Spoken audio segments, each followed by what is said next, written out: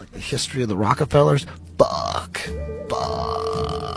You know, the conspiracy theorists, whatever you want to call them, they claim that it's all connected. 9/11, JFK, like it's the same people, and they're all connected. It's the same families, it's the same secret society, and it goes back.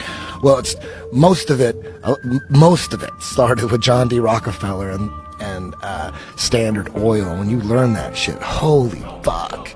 The history. And you know the craziest thing about the whole thing is he was so into monopolizing oil and everything. Once it wasn't just oil, banking. He got into everything, big pharma. He had control of everything. John Rockefeller was so dominant. He was the first billionaire. He was ruling the world, man.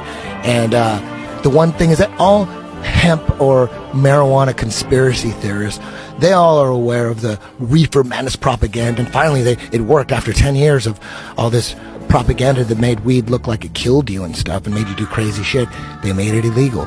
And we all know that that's from big industry like DuPont and the Rockefellers and all that. We all know that they were trying to shut down the industry. They were blaming it on this Mexican smoking weed. We all know that as weed enthusiasts. But you know what you don't know is, you know, alcohol prohibition was also because of John Rockefeller. He supported anti-alcohol groups and blew them up and donated millions to blow them up to outlaw alcohol because he saw it as a threat to gasoline. Whoa. Yes, and this is not a conspiracy theory.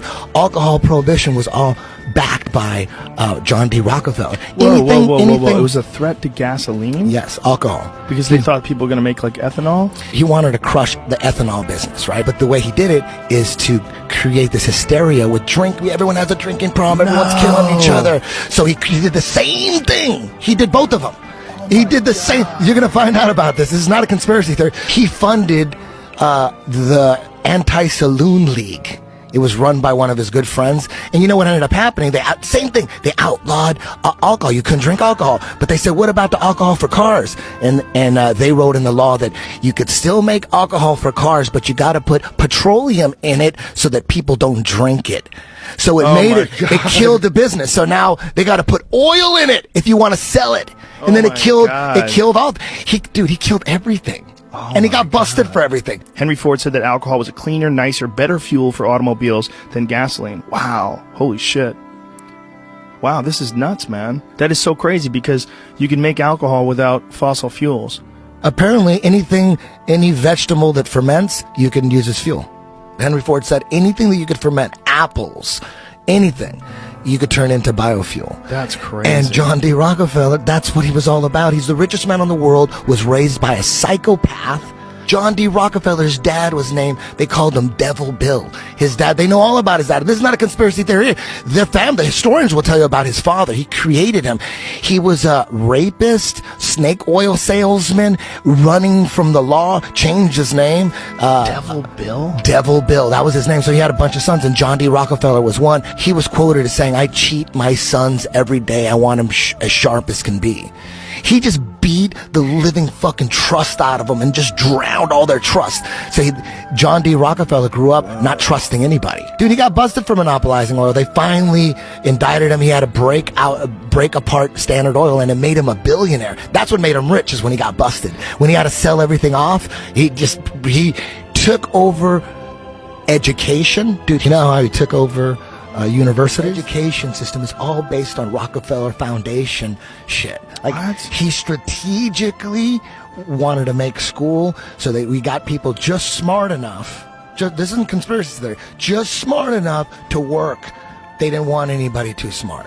He'd go to a university, like the University of Chicago, and just say, I'm going to give you millions of dollars. And they said, oh, shit. He goes, but I got to have a couple of my people on your board to make sure it's spent right. And they're like, okay. So he gets his people in, and then they just take over. And they designed history. John D. Rockefeller got 20 historians and designed the history. They designed it. That's why when people, you make fun of history in ninth grade books, you make fun of that history. It's a joke, right?